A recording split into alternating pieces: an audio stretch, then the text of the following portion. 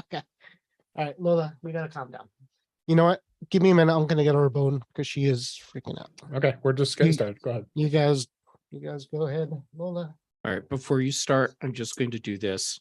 Tracking Zoom and permissions. They just did an update too. Yeah, and the crazy thing is, the update. I've used Zoom since it came out, or since the update came out. Yeah, But I too. No, this time, this is when it decides. Oh no, I don't have permission anymore. Okay, we're live on YouTube. Hi, everybody on YouTube. Let's get the social media stuff out and we'll be ready.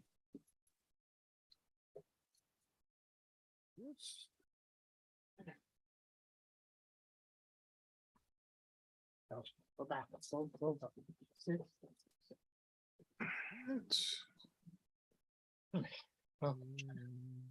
Sorry about that. No problem. Nice boxers, Warren. I was hoping you guys wouldn't see that. Did he throw boxers? I had the screen covered. I don't even want to see it. This is my work outfit, and it really is. I work from home. So this is how I go to work. It's funny. The only time I actually put on normal clothes now is probably the weekend. And the other funny part is when you go to Kohl's or Sears or JCPenney and try to find work clothes. Not Sears. Kohl's or Old. That's long gone, buddy.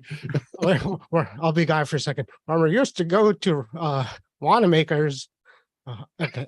So anyhow, yeah, when I'm in Kohl's, I can't decide if I need the loungewear or the workout wear to wear to work. And that's you know what I mean? Not the workout wear, but there's loungewear with like nice soft t-shirts and these kind of things, pants, things like that.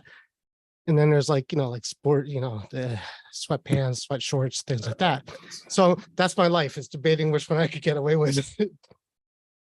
The only time I have this on is when I have the camera, I'm in our house, same kind of thing. It's just like, when I'm done with this, I'll put a t-shirt back on. I mean, you have more respect than I do for Dave, I guess, because I'm not going through 2 pairs of clothes in one day for Dave.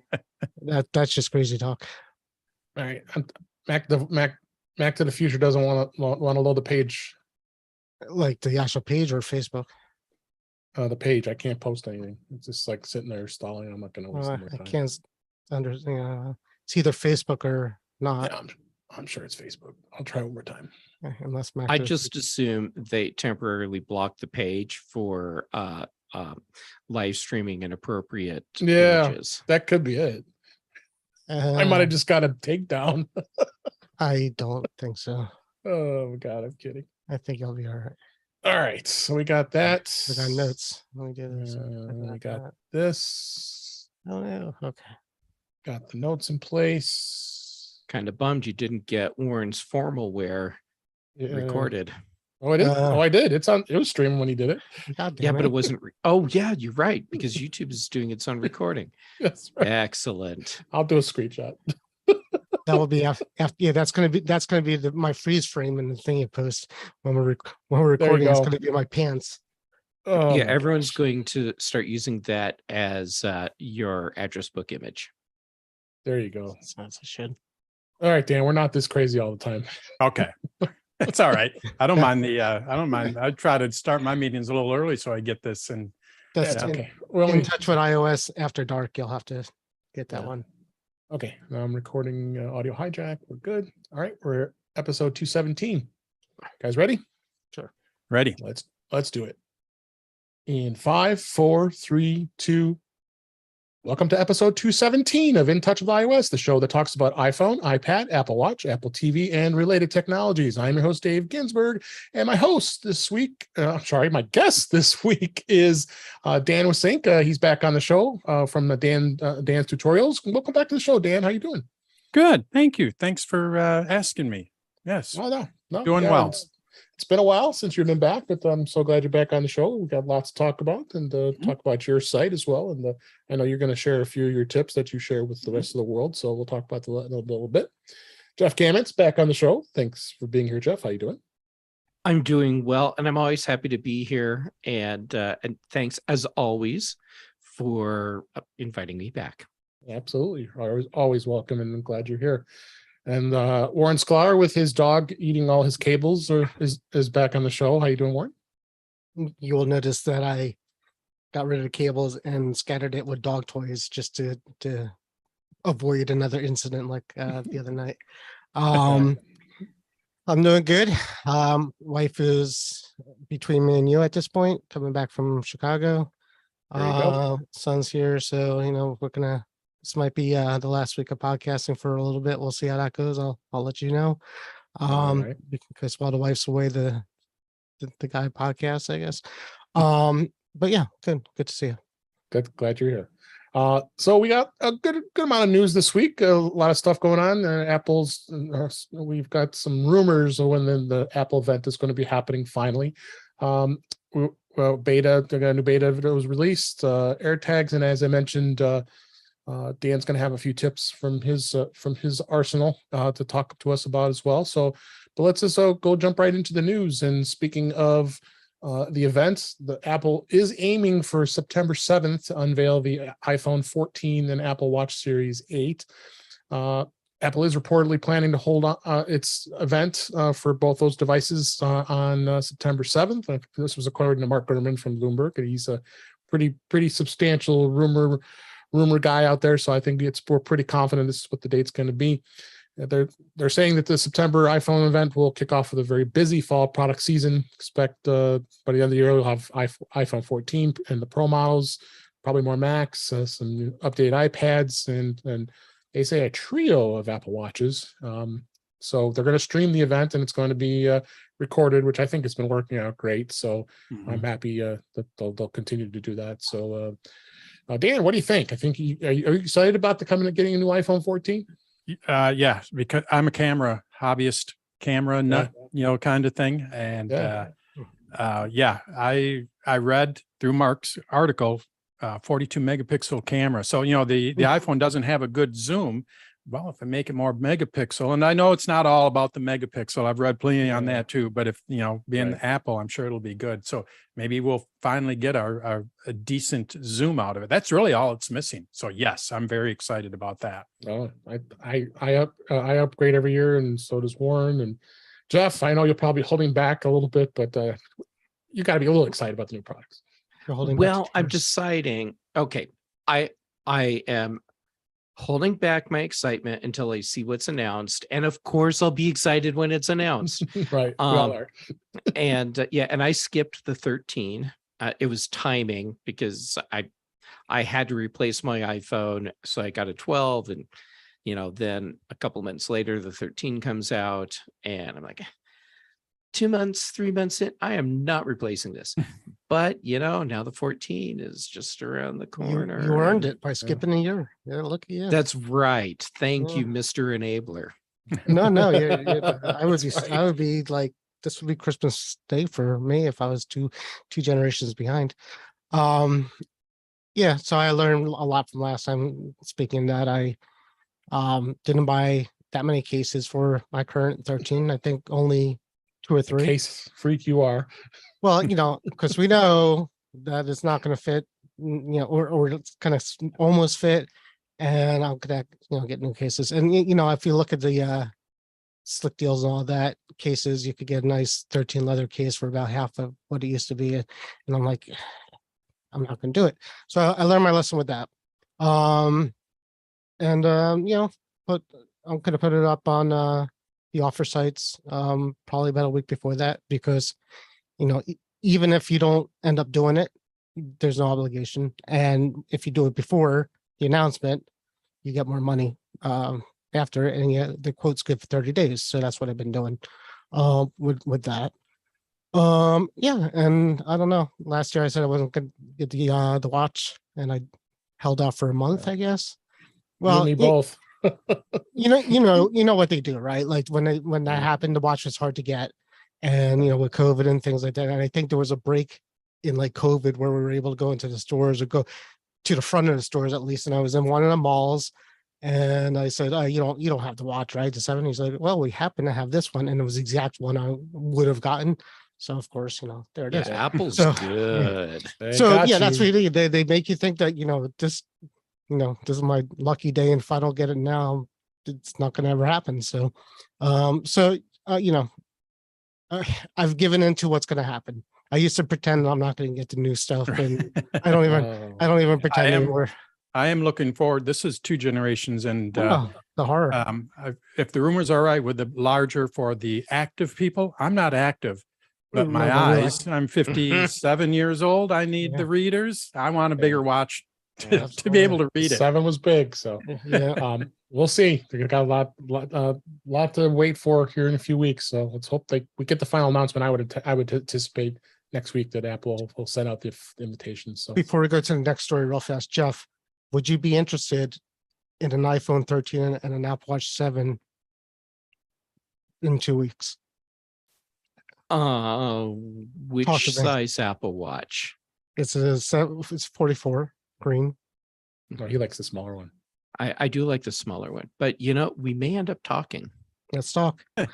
I usually put it, first come, first serve. you I heard put a here. hold on it, and I give a discount to blonde hair people. So It's just my lucky day. Oh my God, I'm moving on here. Next story: Apple will start collecting quote unquote Netflix tax in September. Apple will begin collecting taxes on Apple TV Plus subscriptions within Chicago as part of its settlement with the city relating to the city's 2015 amusement tax. This is so ridiculous.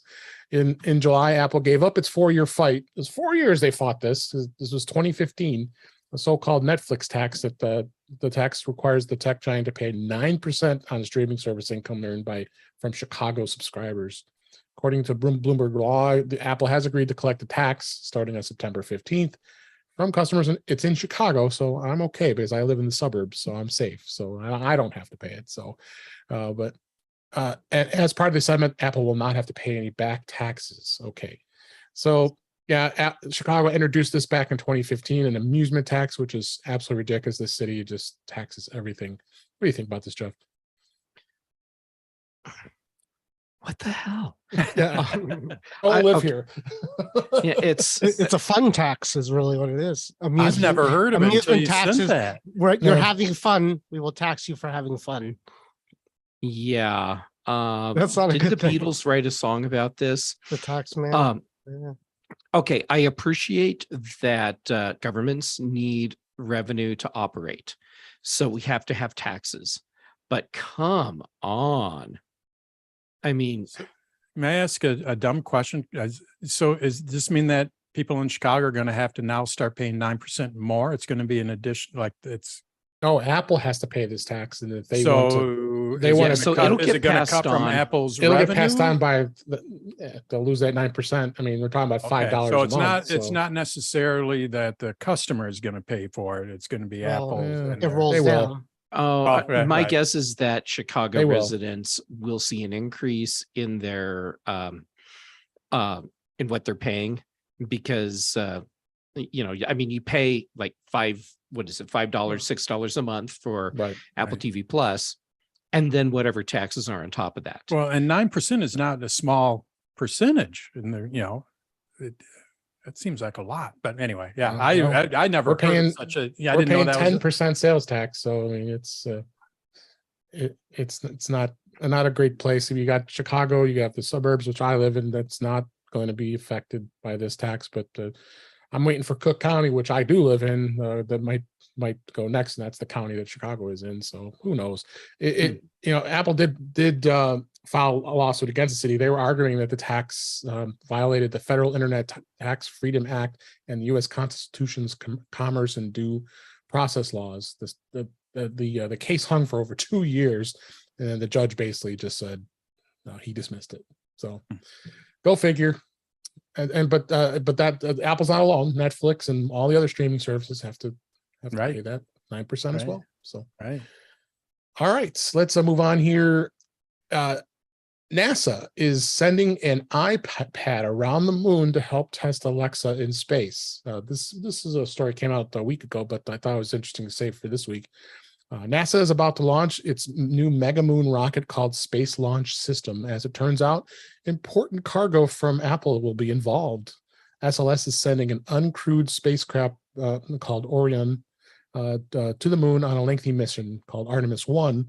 Mission's primary goal is to demonstrate that the new rocket and spacecraft are capable of sending astronauts to the moon on future missions. However, a lesser-known NASA objective includes using an iPad to assist in testing Amazon's A-Lady voice on Orion. Okay, well, what's wrong with this? Why would I want to test Amazon's Echo with an iPad? That just makes no sense to me. And it goes through. It makes sense when we talked about it then. Yeah, I get why they're doing it now. I don't know. Thanks, dude. That's why I didn't say A-Lady. I just said A-Lady. I don't know who she is. Go ahead, Warren. What do you think? Just real fast is when we talked about the iPad, from what I understand, is there to give the lady the commands. So it's basically they're gonna have a program that's gonna say this to it, say that to it, and it's gonna speaker it out. So that's the extent of what they're doing with it. And it makes sense because the iPad probably is fairly, well made. But yeah, I actually think they're shooting the next season of Mankind on it. So when they're shooting it out, they're just gonna hit the record button and then shoot the next season. There you go. What do you think, Dan? I think this is crazy, but what do I know? Well, I read it, and I mean, I saw the headline for it before you sent this, and I didn't really pay too much attention to it. It's interesting what they're trying to do. I'll go with that. They want to make sure that, and I love the whole idea of space, and they have to test everything. Is voice activation going to work? That's their whole goal. Is empty the trash or whatever, and they need to make sure it works. But yeah, I'm with you. Like, then why don't they just have? Well, I guess the iPad is. Well, and they have a Fire tablet that or do they still make Fire tablets? They do. They do, but they won't. It's just garbage, weird that they're going. They with won't the survive the Alexa. launch. Yeah, That's it'll probably disintegrate by the time it got there. Launch, yeah. The iPad may be more durable, but the Alexa, of course, I don't. I'm not a huge fan of Siri either. I don't use voice command. I just haven't mastered it personally. So I don't have a good luck with either one of them. We have Alexa here, and she keeps telling me that she's not connected to the internet. We connect her back up, and then about a month later, she's not connected to the internet again. Yeah, it's just like Yep. So, Jeff, it was interesting, but I don't really have much to say. It'll be just I love the idea behind why they are doing it. They got to test. And I know Jeff has thoughts. I always have thoughts. Okay, so the idea that that we may see more commercial devices added into to space missions is kind of interesting, because there are a lot of products that are being developed that have potential use off planet. So doing things like this to see how these systems function in an off planet environment, and even if it doesn't work out, it's still really interesting to see what comes out of this. I get why they're using the A-Lady for it, because they can actually send a self-contained system on the Orion spacecraft. And I think it's funny, though, that to be able to remotely interact with it, that they couldn't use an Amazon product, an A-Lady based product, to make that happen. They had to turn to an iPad so they could automate parts of it and then remote into the iPad and use it as the go-between for talking to the A-Lady interface. Yeah. Do you think that they're actually going to be working with Amazon on a custom code for Alexa? I know Apple probably wouldn't do that, and maybe that's why they're going with Alexa.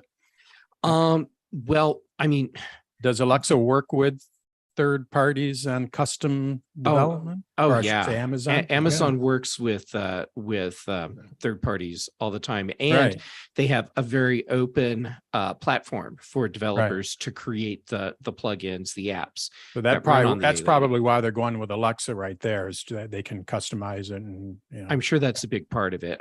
Also, there's no way that Apple could create a completely self-contained S-Lady environment that they could put on the spacecraft. But Amazon, because of the way the whole Echo and A-Lady platform works, they were able to create this whole custom system, a self-contained A-Lady that they could just mount in the spacecraft. Yep. Which actually tells me that Apple is in a bad place to offer voice control off planet in the future, unless every place that they're going to be, they're able to set up a redundant computer network that can handle locally all of the commands. I think which- Apple should concentrate on Earth for a little bit more. I think, yeah, Apple Yeah. needs to They got some work concentrate to on do. Earth, Yeah. and Amazon clearly has the resources to be able to bundle up their A-Lady platform Mhm. and blow it out into space. Well, speaking about coming back to Earth, the next story is your iPhone may soon have more ads, On Earth. potentially coming to maps, podcasts, and books. Apple could eventually bring ads to more of its apps that come pre-installed on your iPhone and other Apple devices, including maps, books, podcasts, according to a report from Mark Gurman. Apple has internally tested search ads in maps, which could display recommendations when you search for restaurants, stores, or other nearby businesses. Apple already implements a similar advertising model on the App Store. We've talked about plenty of times and complained, as developers can pay to have their apps promoted, or a search page, or a query like a puzzle game or photo editor. Gurman believes that Apple could introduce ads to its native podcasts and books apps as well. This could potentially allow publishers to place ads in areas within each app, or pay to get their content placed at higher search results, blah, blah, blah, blah, blah. More ads for something we already pay for, right? What do you think, Jeff? I'm tired of Yeah. ads. I'm tired too. Okay, I'm talking about them. the problem that I'm having with this is that we've already seen how ad placement works in the App Store. Right. And for the average consumer, it's actually kind of confusing, because in many cases, people are interpreting the ads they're seeing as the actual search result they were looking for. So this, I believe, will be more of the same. So you'll search for books, and whatever ads are going to show up first, and you might assume this other book with a similar name is what you're looking for. It's going to be a real problem for podcasters. I think discoverability is now going to be a thing where if you're not willing to pay up, you don't have a very high likelihood of being discovered. Yeah, no, agree. What do you think, Dan? I agree. I can actually talk on both sides. I have a couple of books in the bookstore, and discoverability in the bookstore is horrible. So I would like the opportunity to advertise it, but I also don't. I agree that you have to be very delicate with that. You don't want to turn into the Google and where everything is, the first fold on the front page is all ads, and you go to the App Store, exactly like Jeff's talking. People don't know that blue color tint means that it's an ad, and it takes up practically the whole iPhone screen, kind of thing. You have to swipe up. So you have to be very, very, very careful.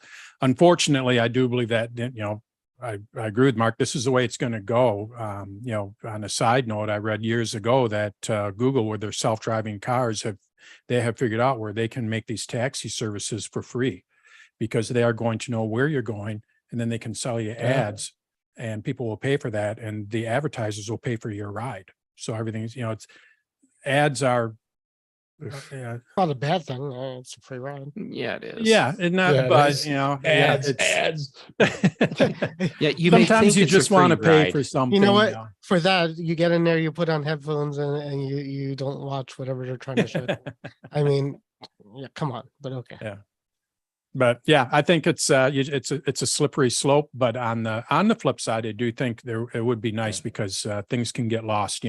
When I was developing apps, the way that I put it, I was in the App Store when it first came out, and I felt like I was in a little boutique thing, like in the middle of a mall. How you have the little shops in the middle of the aisle. So there's 50 products. You're going to have strong sales. Right now, you are in a super duper Walmart, Target, whatever combination, Amazon warehouse, and your product is completely lost. And their search, I wish they would put efforts into their search, but that's a whole nother topic. I'm with you on that, Dan. I agree. Any other thoughts, Warren, before we move on? My thoughts are always the same. Ads are necessary. People need ads. The companies need ads, and advertising companies need ads. And would a world without them would be good? Sure, I guess. But then, how would you find anything? And how would you know what to buy? Apple dug themselves into a bit of a hole because they made such a big deal about ads, and we don't blow things up, and this is like our closed garden, and this isn't even a privacy thing because it's not.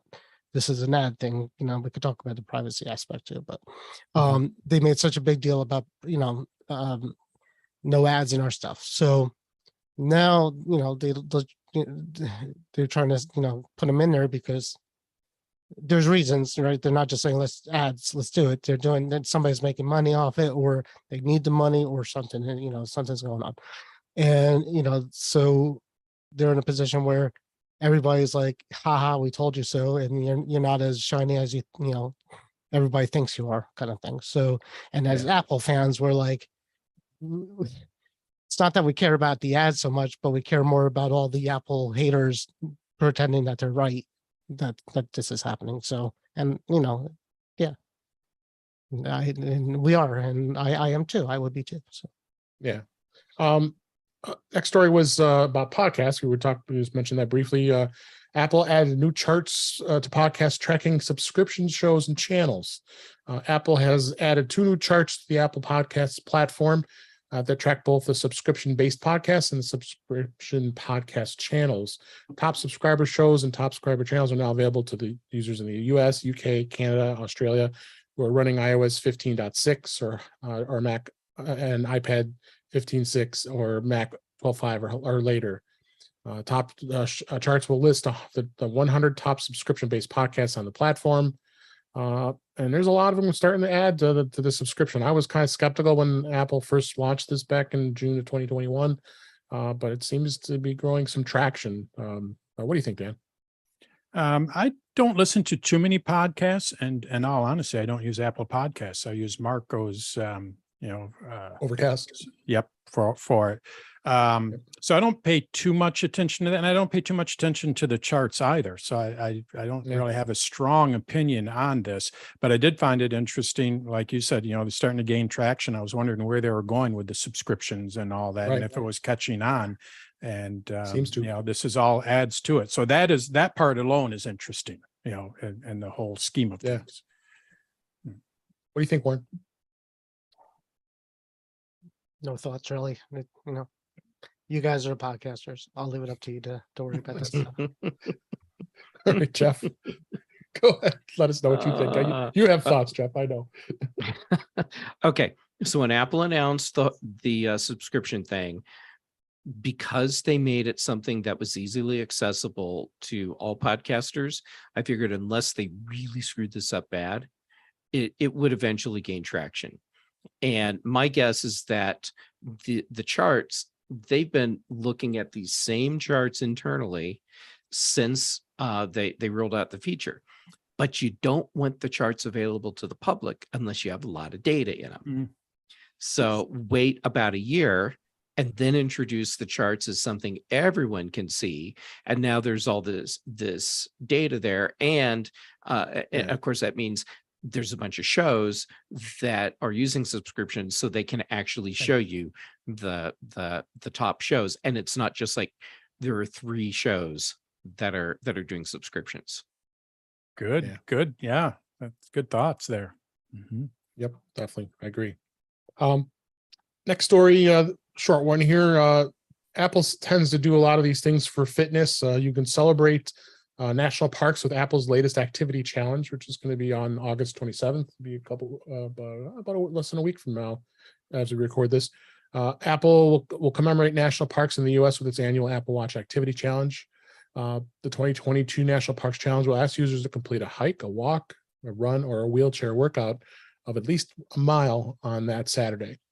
And Apple says they let's celebrate the beauty of national parks everywhere. On August 27th, Earn This Award will record this, and it gets to your health app, and it makes it fun. So, Dan, you were talking about wanting to do more stuff with your watch. What do you think of Apple doing this stuff? I think it's cool, and I haven't paid too much attention to it in the last couple of years. I don't get into the gamifying kind of thing, but when they first introduced it, I was like, I have to get these badges. I don't even know where to find them in the watch app anymore. So I don't pay too much attention. But obviously there's a market out there for it, and I think it's good. When I was paying attention to it, it got me out. And, it also brings awareness to the national parks, which is awesome. When people think of national parks, you think of Colorado, California, not realizing here I am in Michigan, and we have national parks here in Michigan as well. So maybe it gets people to go out and explore those. So it's good. It's good awareness. Yep. Jeff, you mentioned Colorado. There's plenty. You explore a lot of those areas. What do you think? Yeah, we have, I'm not sure how many, at least 6 national parks in Colorado. And Rocky Mountain National Park is actually pretty close to me. So the idea of zipping up to Rocky Mountain National Park and maybe doing a hike around Bear Lake or shoot on up to Chasm Lake or something like that, it sounds awesome.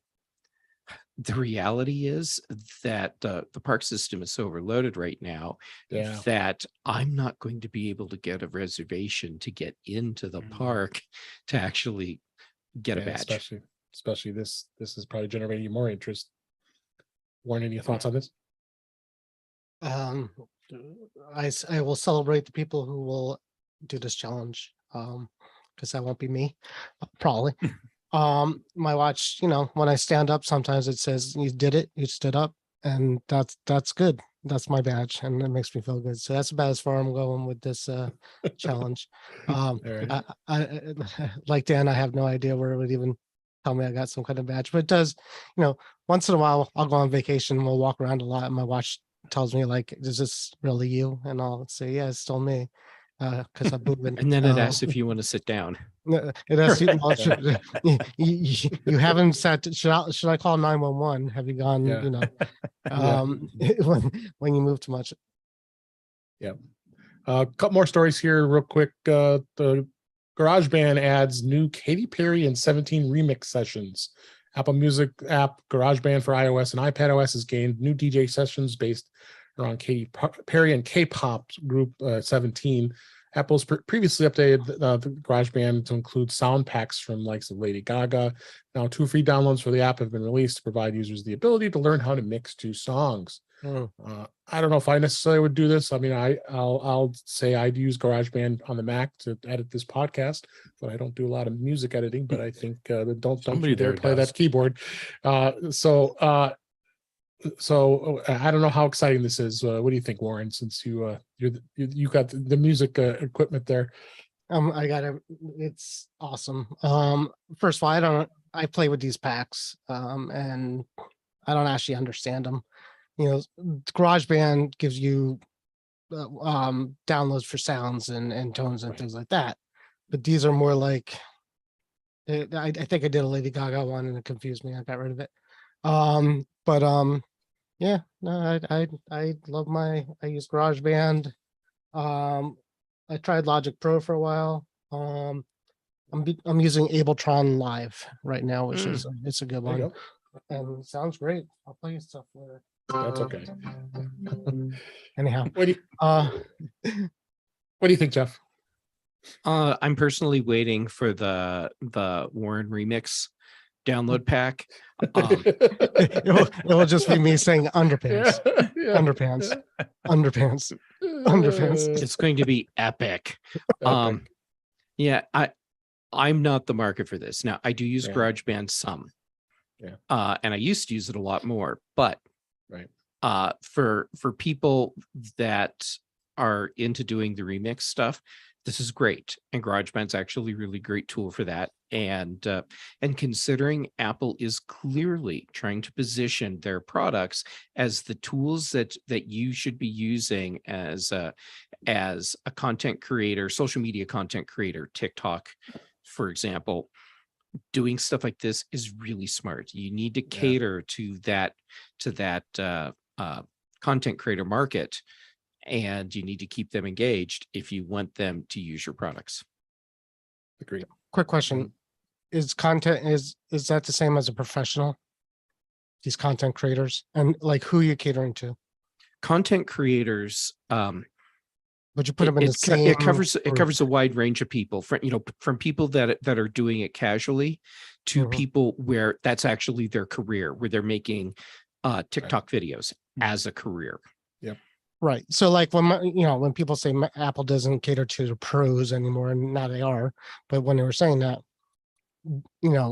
is a pro, a pro could be you could be a professional at editing content and creating it as a hobby and get nothing for it, or you could do that for Lucasfilms and get $1 million a year.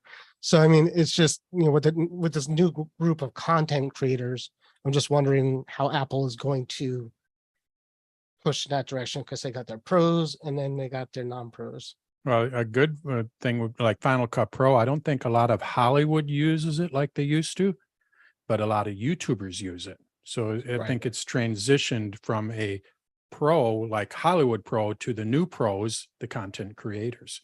Right. Well, the price is not, the price isn't what it used to be. I think it's actually Final Cut and the other one, ProLogic, I think, have come down in price from where they were initially. It used to be one of the big expensive packages, Right. but I think nowadays it's not. I think Hollywood's got better stuff than that. Right. At this And their point. I think Apple is pushing it to a different market now. So it's like you almost got like, you had the GarageBand for the normal user, then you had Logic Pro for the professional. Was it Logic Pro? Yeah, that's what or am I thinking for the professionals, and then there was nothing else. But now you're seeing this content creator kind of pushing into the middle, where the pro line is not gonna. It's almost like they push these pro products into a different area of people. Right. Yeah. Their market is, that's what I say is the market is changing. Yeah. So, Absolutely. One last story real quick here. Apple Card is ranked top for customer satisfaction by JD Power for a second year. Apple announced today that for the second year in a row, the Apple Card and its issue of Goldman Sachs ranked highest in mid-sized credit card issue in the category for the JD Power's annual U.S. credit card satisfaction study. And the announcement just comes a week after they were being reported to the U.S. Consumer Finance Protection Bureau for investigating Goldman Sachs over various customer service issues, including complaints on handling disputed transactions. So I guess this kind of was a little bit redundant, but apparently they're doing very well. I've been very happy with my Apple Card. Dan, do you have an Apple Card? Do you use the Apple? I do. And, compared to my other credit cards, I love how you pay for it. And, the whole interface with the app, it's the card I prefer to use. And it's the card that my wife prefers to use. It's the card that my brother prefers to use. And I think half of it is outside of the rewards. I don't, it's pretty easy to pay off and, Oh, it's awesome. I think they've done a fantastic, and letting you know what the interest charges are, all that stuff. They're Right off the bat. I love that. What do you think, Warren? Yeah, I have one that I use for Apple purchases pretty much only. Few interactions I have with them were, I had one bad experience with them that I think about it. I had mostly good, but the one I had was and it was basically if you buy something on the Apple Card, you get the cash back. Things happen, and then you return that item after you got the cash back. There was a issue with getting, because now they owe you money somehow, right? I'm trying to think how it happened, but it was stuck in my Apple Cash, and I was trying to put it back from the card. I was trying to move it from the card to my Apple Cash where the refunds go, and it wasn't easy. But I think I had to contact somebody hard over there. But for the most part, you just text them and they text you back, and it's pretty good. It's good. Jeff, you thoughts? I'm actually not surprised that Apple Card has a top customer satisfaction rating.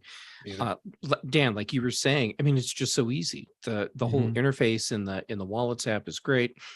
And Warren, like my Apple Card is for Apple purchases.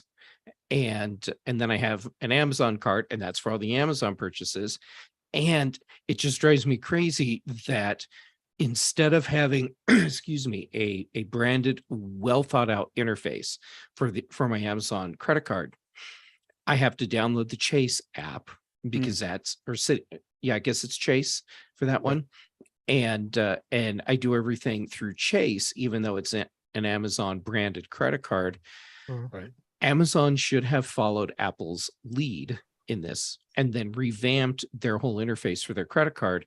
So you're using an Amazon branded thing for it, and then it's easier, or that's set up easier to understand and use. Everyone needs to rip off Apple for managing your credit card interface. Yeah, I agree. All right, let's move on. That's the news for this week. Couple stories before we talk about beta here. Apple did release iOS 15.6.1 and iPadOS 15.6.1 with bug fixes. There were minor updates to the operating system, and they go through and say that if there's a .1 release, there must be some reason why. So they didn't necessarily say there was a zero exploit, but I think there was. Oh no, they explicitly said they did 2 0-day exploits Okay, that they were aware were being or that were active in the wild. Okay, yeah, you and I both posted that this is a must install, and I agree. So Jeff, what do you think on this? Yeah, this is something. Go out, do it now, get it installed. Most important. Hop to it. All of us here, it's always say if it's a .1 release, there's got to be a reason why they released it. So especially this close into iOS 16 coming out here the next month or so. So don't go out and keep your device protected. I had a friend call me today. He updated to the latest one, the .1, and he had to do a restore on his phone. Not to scare anyone that's watching, do the updates. But I was like, really? That's what I was like, really? I don't run into that at all anymore. But he's one of these people that if something's going to happen, you all have those friends. If who knows what he did, I don't know, but yeah. So go out, do it. iPad, iPhone, take care of it. There was a bit of confusion on the part of Mac rumors. They originally said that Watch OS 8.7.1 was released as another minor update to the Watch OS. But this was only for the Watch Series 3. So you will see an update if you have a Series 3 Apple Watch to the 8.7.1, but everybody else will still stay on 8.7. So there shouldn't be any worries about that. I think the general audience is going to be the other models. So, but be aware of that. If you have an Apple Watch Series 3, please get that updated as well. Beta this week. Beta 6 of iOS and iPadOS and all the others was released this past week. And Warren, you being the beta guy, you notice any changes this week and on the updates that you help with? Well, my first question is, am I protected against a 0-day bug with my beta phone? That's a really good question. It's a good question. Yeah, because the beta dropped a little bit before that news came out that it was even that found. So I don't know. I'm assuming that on our beta devices that we actually are not protected. Oh, so if I was a hacker and knew that, that's not good. Anyhow, but I'm sure they'll come out with one soon. The only thing I noticed really is I had the Amex bug that was reported today, and I don't know if you saw that. I heard about it. Yeah, so the day I did my beta, my wife told me she had some weird problem with her credit card, and all of a sudden, I got an email saying your Amex was deactivated from your Apple Wallet, and I'm like, okay, maybe it's something that my wife did. And I'm confused. So then I look at my phone, and sure enough, it removed my Amex card, and then the message is scary, did somebody steal my card or something? You don't know what's going on.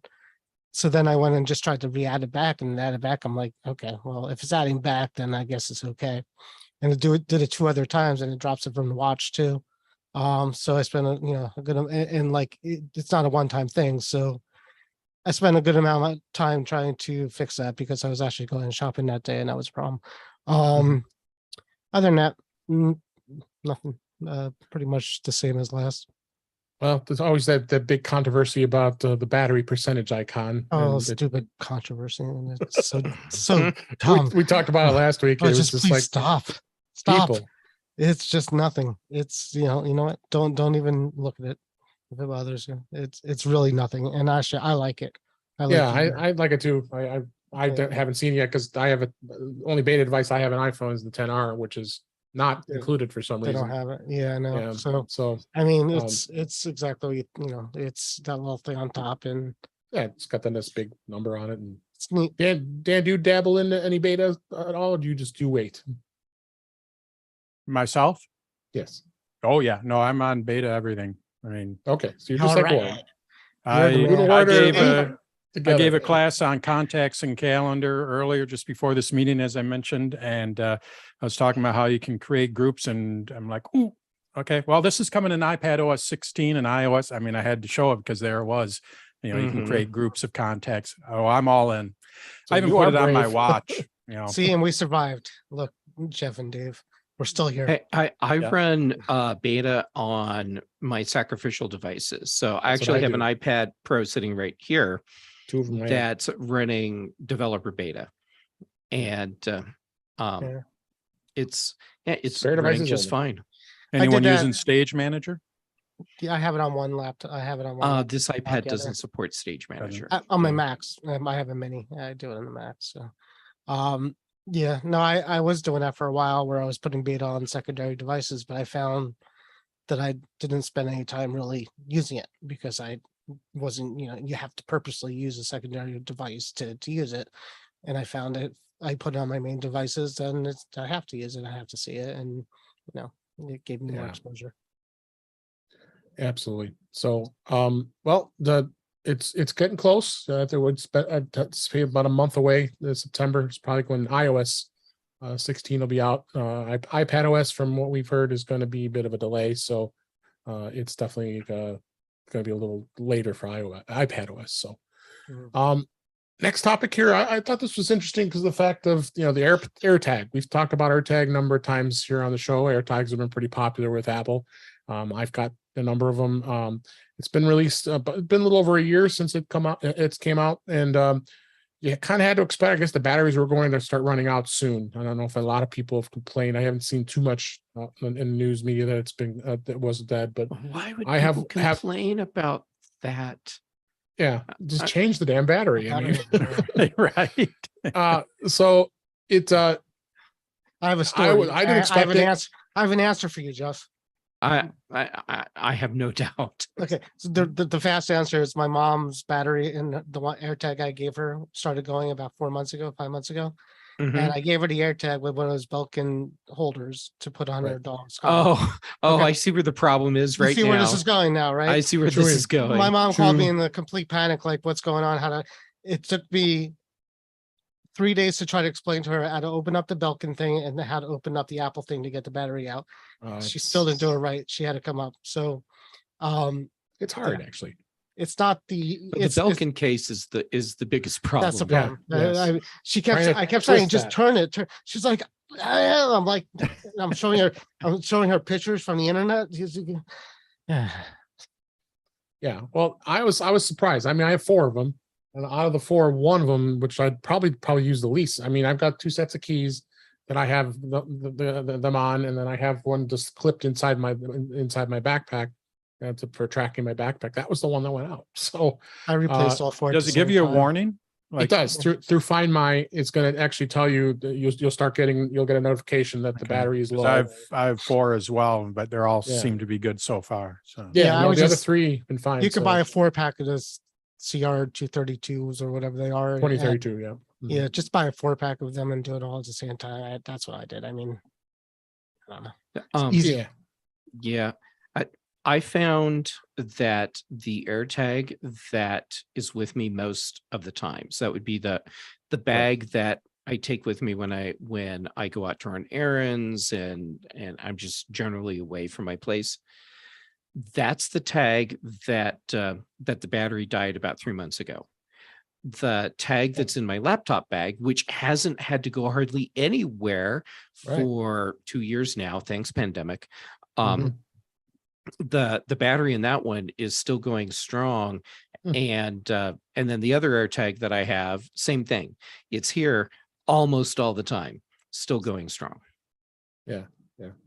So I did put a link in the show notes here for our support article on how to actually it has an animation to show you how to grab hold of the silver part of the AirTag and you twist it to get it to open. I had a bit of a challenge getting it open. It's a little tricky. You got to get kind of a press down and twists to get the battery out, but it does seem relatively easy to get taken care of. And like I said, the CR2032s, you can buy huge bundles of them on Amazon, and they're not that terribly expensive. So I've had people bring them to the Apple store to get them changed out.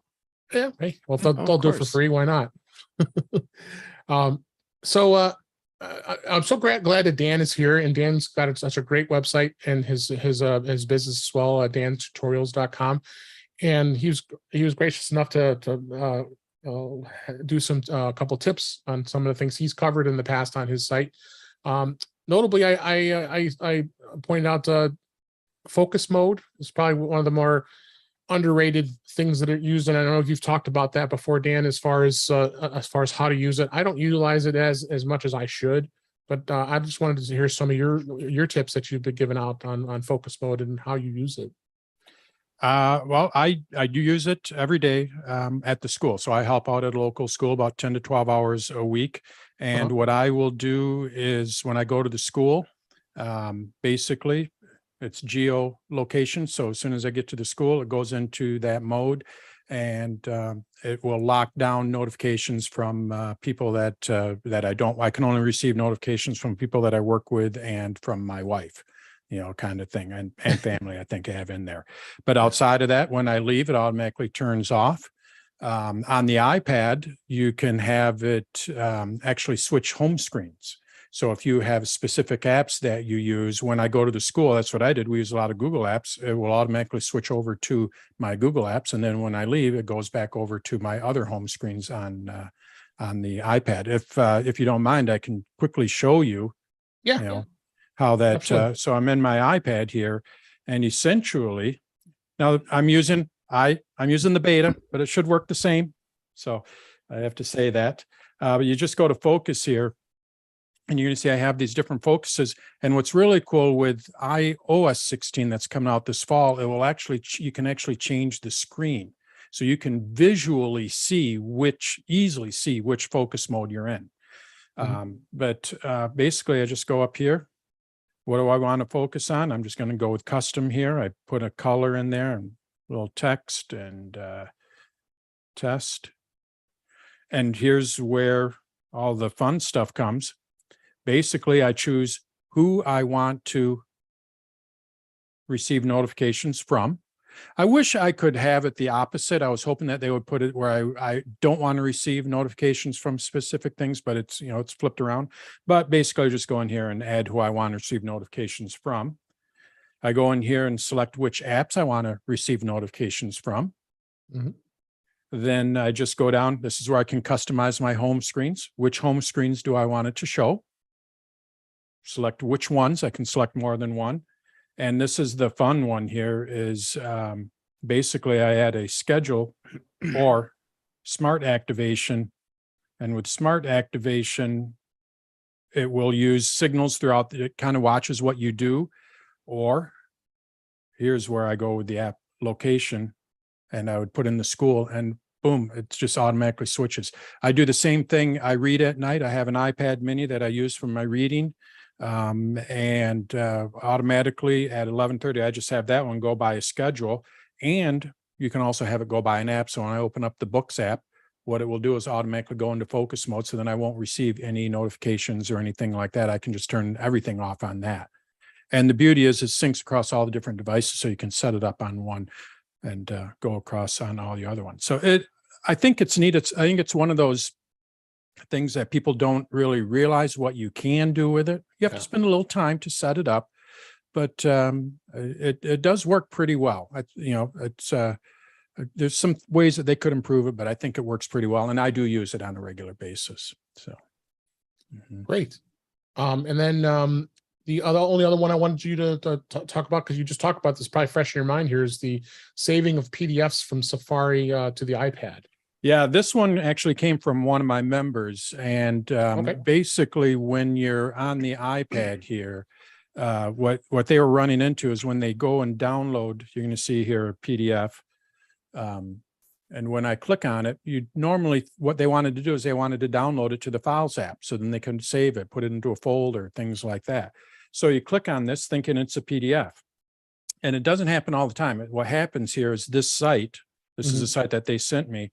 What it does is it generates, I'm going to say it must be generating the PDF right now. So it's kind of misleading. You're not really opening up a PDF here. What you are doing is you're opening up something that it is creating. So then what they wanted to do, I don't know why it's taken so long here. That must be a really big PDF. Yeah, as I say. Let's try it again. Go back. We'll Beta. try this one. It's because it's beta. No, it did work on the beta. I recorded this lesson. But anyway, what'll happen here is it'll open up, and then to save it to the Files app, what you would do is you would go to the share and you would add it to files. But if you look here, there's nothing there where you can save it to files. So they were like, how do I save this PDF? As far as he was concerned, this is a PDF.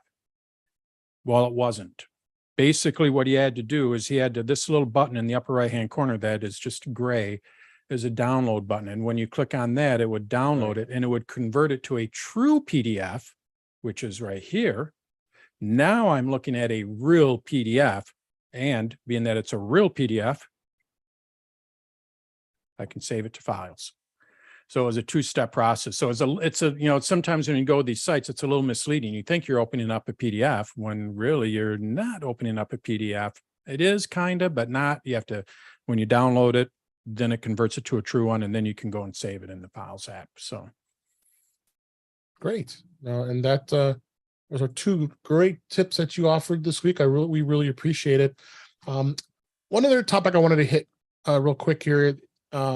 This was an article I found in Apple Insider. I thought this was an interesting topic in the fact that it's been 7 years since Apple was right to kill off the 3.5 millimeter headphone jack. And it's, I guess, we're more clear than ever. The days of the headphone jack on mobile devices are numbered. I think more and more, not just Apple, Samsung, and many of the other phone manufacturers are stopping it as well. It's been since the iPhone 7. We're at the iPhone 13. So they slowly started removing the headphone jack from the device. Now you can get a dongle. We all love dongles, right? You're using the Lightning to 3.5 millimeter dongle that you plug into the Lightning connector, and you could plug a wired headphone in if you so choose.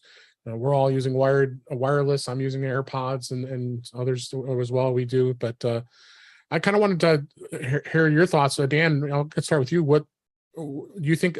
You think that the headphone jack is pretty much a thing of the past now? I just don't see it. I do, and I listen to a lot of audio. I still go to live music. I got 3 subwoofers in my little 1,200 square foot house. I mean, it's all Sonos, kind of thing. Not that I'm an audiophile, but I love audio. But I was never really that heartbroken when they got rid of the headphone jack, because I have some nice Bluetooth headphones and they work great. But I understand that some people, the true audiophiles, they were a little upset with the lag and things like that. But like you said, get the dongle then. So it never really bothered me too much, and it made sense, especially with the iPad Pros, how they have that battery case. And you just pop them in there. So theoretically, your iPods, iPads, or whatever, they should always be charged, for the most part. Yeah, I agree. It didn't bother me at all. What about you, Jeff? Do you miss it at all? There was a headphone jack on the iPhone at one point.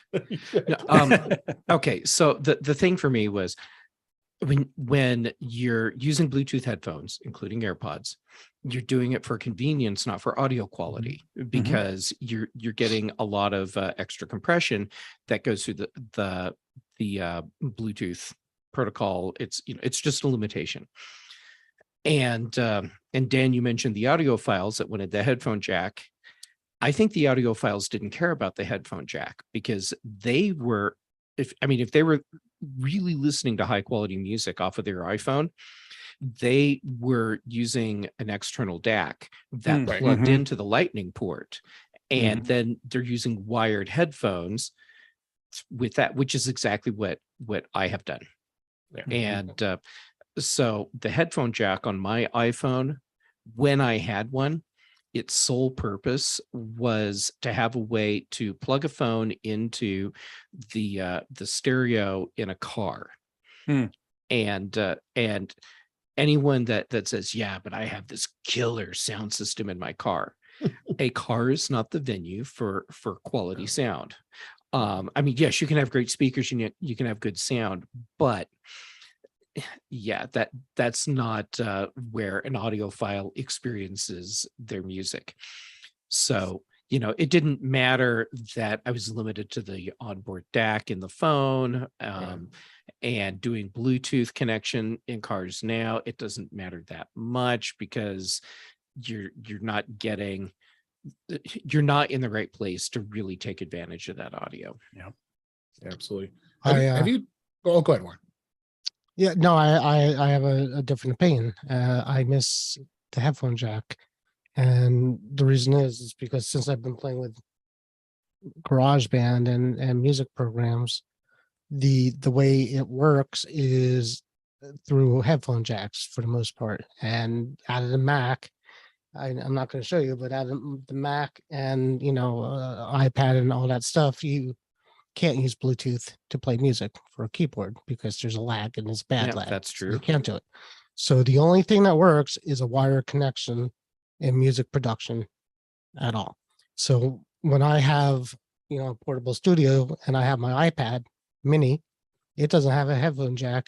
So I got a dongle with the headphone jack, Right. broke after like 6 months. So, and I miss, so it pisses me off. I want the headphone jack. Why are the headphone jacks on MacBook still if they're a thing of the past?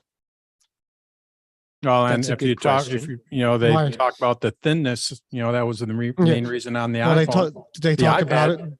They'll say it on the MacBook, well, we have to have the headphone jack because it's professional music and blah blah blah. But they're trying to sell an iPad Pro as the same kind of device, and there's no headphone jack. So for music production, the headphone jack is a thing. I would say that on the iPhone probably doesn't need it, but that's a good argument. On the iPad, absolutely. They need to On the treat this iPad. as a true professional. Right. And there's definitely times on an iPhone where it would have been nice because you could get GarageBand on the iPhone. Sure. I had to get a Lightning to 3.5 adapter, Right. which works. But again, you can't charge your phone at the same time; it dies out. So it's there's reasons still out there. Warren, I'm with you on the iPad. So I do all my video editing on my iPad Pro. And so that means that either I'm just using the built-in speakers on the iPad, which for the video parts are fine. But if I need to pay close attention to the audio, then I'm plugging in USB-C to 3.5 millimeter adapter so I can do that. On my Mac, I'm wired in right now. But the thing is, a lot of people complain saying that they want the 3.5 millimeter headphone jack, and what they really want is a 3.5 millimeter headphone jack for input, which we haven't had on a Mac for several years. Right. That's true. Hey, what And I software think- do you use, Jeff, for video editing? Sorry. LumaFusion, That's what I have too. absolutely love it. They've started to not include the headphone jack on the iPad, or am I wrong? Have they still include on the, because I don't think the Pro, I'm looking at my M1 here. I don't know. I don't recall. There's no headphone jack. Is that what you're looking for? On a the Pro? flat edge No. iPad Pros do not have a headphone jack on them. That's what I was saying. So there is no Which- headphone jack. This is mine is the M1, iPad. And it doesn't have headphone jack. So here's a interesting problem that I occasionally have. if I'm working with video on an external drive in LumaFusion on my iPad Pro, how do I have my external drive connected and have my headphones at the same time? Exactly. And the answer is I have to use a dock like I would with my Mac. And so I'll have my iPad plugged into a dock if I'm doing that, which is kind of crazy, but Because the whole idea with the iPad is just take it with you. Right.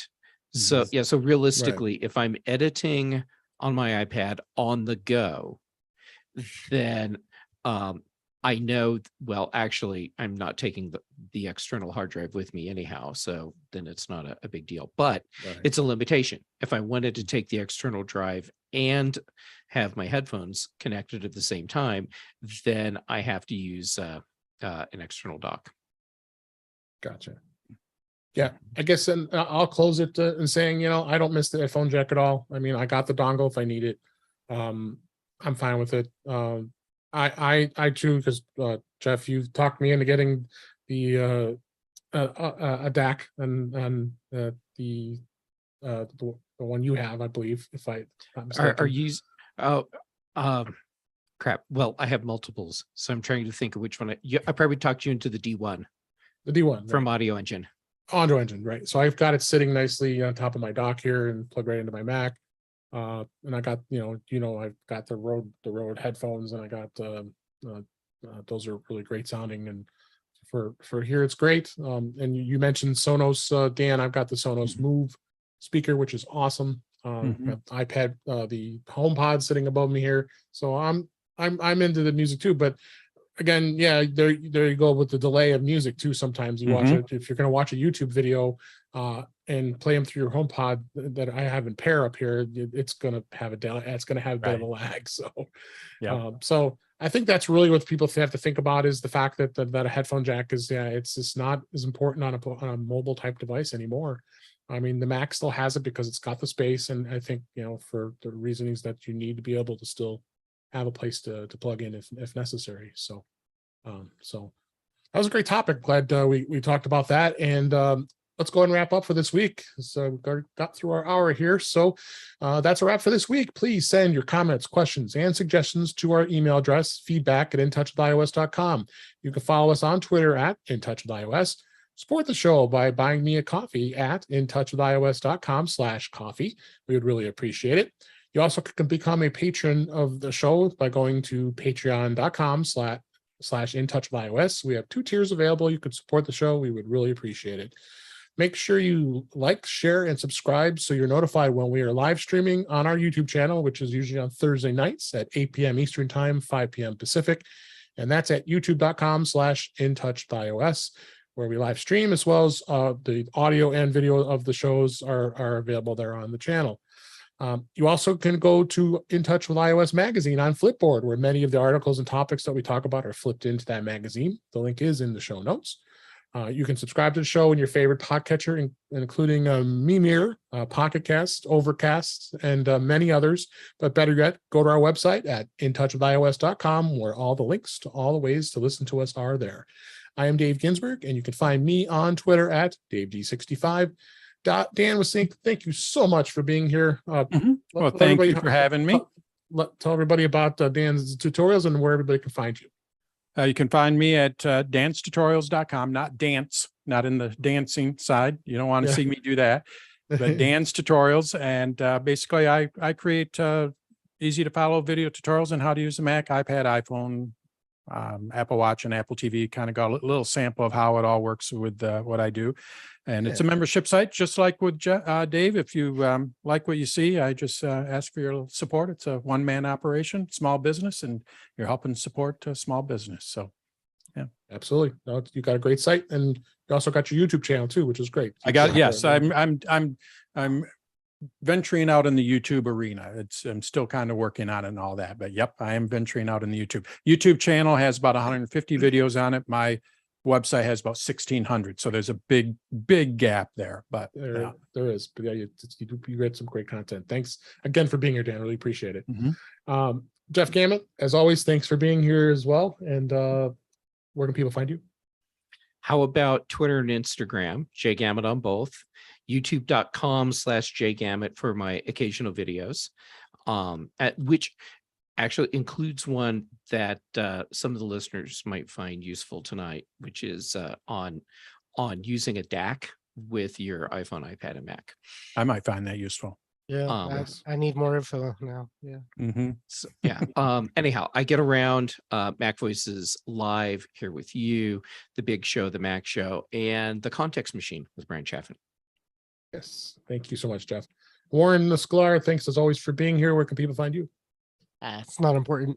Dan, pleasure meeting you. Yes, For the first nice time. meeting It was great. Definitely would like to do that again. Jeff, always good. But yep, thanks for having me. I'll be back. Great. Don't worry. You'll see me again somewhere. Like a bad cold. Well, appreciate you being here. And thank you for listening. We hope you enjoyed the show. We enjoyed doing it, and we'll talk again soon. See you. Fun. All right, Thanks, I guys. can answer your do I need a DAC Yeah, question now. if just you real want. fast with the DAC because yeah. Okay, so the DAC that's built into all of Apple's DAC? products does 24-bit up to 48 kilohertz. Okay, so that's great.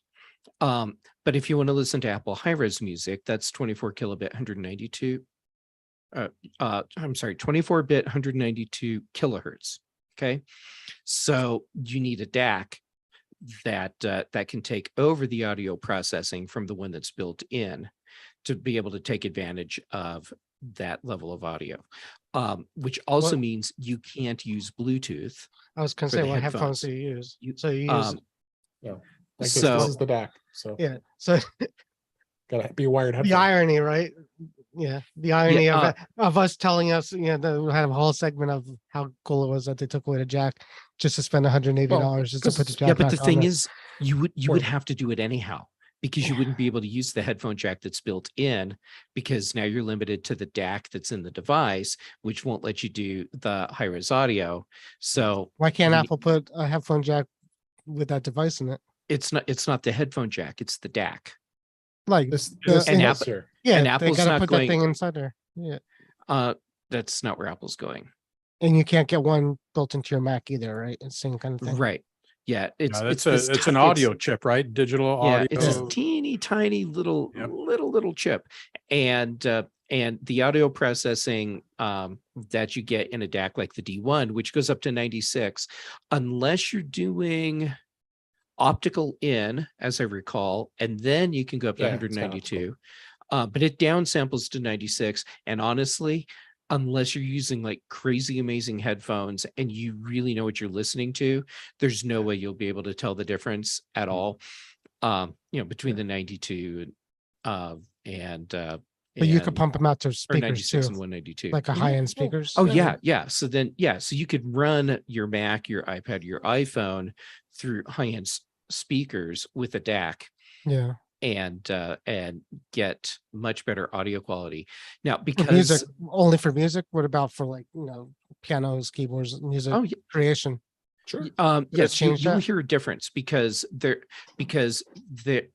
in addition to that tiny little chip, you get the other parts of the audio processing, which is going to be better in an external DAC than what you get that's built Alright. into your computer. So if you wanted to have better audio quality for the stuff you already have, Do that. then you will hear an improvement with the DAC. Now, if it's a Mhm. really horribly mastered track, then you will hear that too. And now let's go with if you have bad hearing because you listen to too much loud music at a younger age, it probably wouldn't help with You it. need a DAR, which is a digital audio reducer, so you don't have so much noise in your ear. Well, I don't have any. Luckily, I don't have noise. It's just the high frequencies are gone. And You will probably notice a bigger improvement with better headphones that are not Bluetooth. But if you did a DAC, hooked up to a DAC, Mhm. and you had good headphones, I am almost certain you would be able to hear a difference in the audio Oh, really? quality, That and would you would be- probably I- hear more than you're hearing right now, Right, just 'cause I don't because hear there'll a be more lot. clarity. I'd love to hear like the cymbals and, the, Yeah. more, I think Jeff should get some commission on these decks. Yeah. Interesting. So yeah, Because I Yeah. never really thought about it because my hearing's bad. So I didn't think anything of it. And it's just I've been to the audiologist and there's just high frequencies are gone. And, yeah, which is normal, even if Yeah, right. if you didn't abuse your ears at concerts when you were And younger. I still do. Well, there you go. Yeah, but yeah, I mean, it's just a thing that's going to happen anyhow. Right. It's just a matter of how much. And I'm actually using a DAC at my desk with my Mac. So I have desktop monitors, Audio Engine A5s, and so bad. and I've got those running through on my desk right now. It's the Shit Modi 3 Plus, and Bad name. and then that's plugged in to USB. So I'm sending digital out to the DAC, and the audio quality that I have sitting at my desk is sinful. All right, you got me hooked. All right, guys, I gotta walk this thing, but it was a pleasure. I'm gonna head on out. See ya. By the way, She-Hulk is good. You can watch that if you can. I Right, you am too. looking forward to binging She-Hulk. Well, it's just one episode right now, so good luck. with Yeah, that. but by the time I get a chance to start watching it, there will be more than one episode, I'm betting. There you go. Yeah, it's good. All right, see you guys. See you, Warren. All right, See we're ya. gonna stop. We're gonna stop the live stream. Thanks for everybody. Talk to you later.